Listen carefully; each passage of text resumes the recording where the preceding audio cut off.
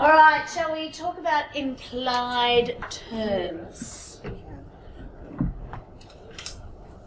So, hopefully this will start to come together for you, if not in the next 15 minutes, by the end of next week.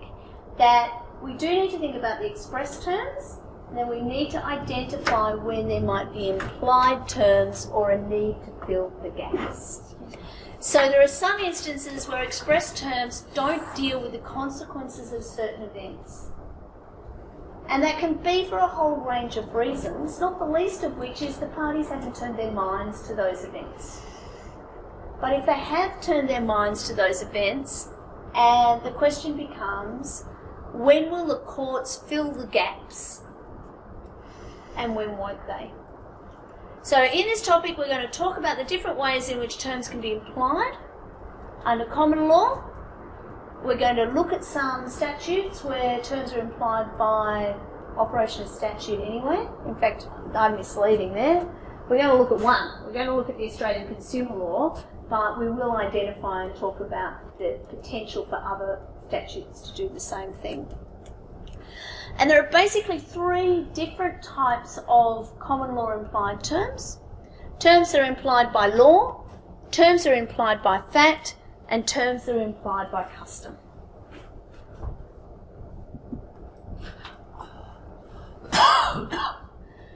Lewis and Hughes, which I think is on your recommended list, but it's the most ridiculously expensive textbook and it's not available online, so I wouldn't recommend that you buy it. But if you do see it in the library, it's actually worth a look. It's actually a book about drafting contracts, very well respected English book, and more recent. So Lewison is actually a QC, I think he's on Waxis in the UK, in London.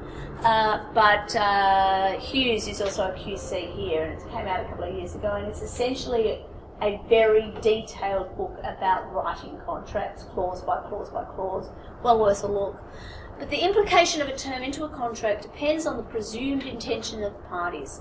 In some case, that intention is collected merely from the express words of the contract or from a combination of the express words of the contract and the surrounding circumstances. In others, it's collected from the legal nature of the relationship into which the parties have entered. Apologies for the typo there. So even people who are writing very precisely on the drafting of contracts need to turn their minds to the circumstances in which the court will imply a term. So, let's have a look at our four categories as an overview. Probably won't get much past the overview and then we'll go through each of them next time around. Terms are implied by custom. So that's terms that are implied on the basis of an entrenched norm relating to the custom or usage in relation to something. So these often you see in areas where there's like a commodity.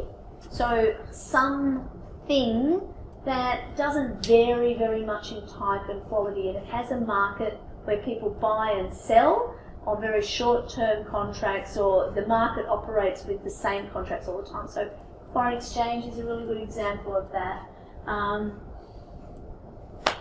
Orange juice and pig trotters or whatever they have in pork bellies. Thank you. Pork bellies are a really good example as well. So I'm letting down my...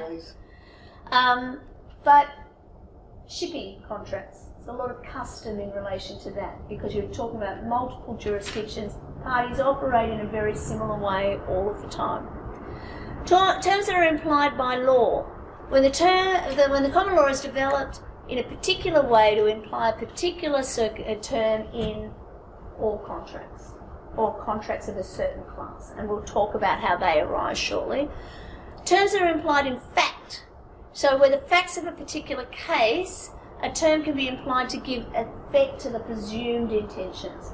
So even where not everything's written, but you can only make sense of it by implying something through fact.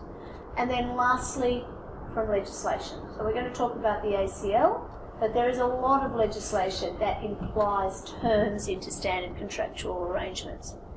What's important to notice here is that it's not like implied terms will only ever fit into one of these categories. They absolutely overlap.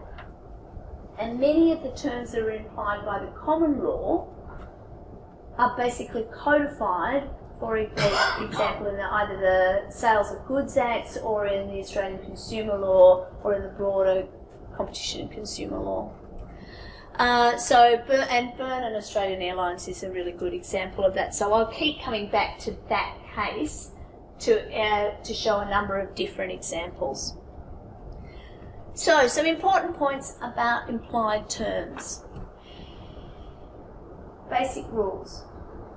You can't imply a term that contradicts with a written term, with an express term.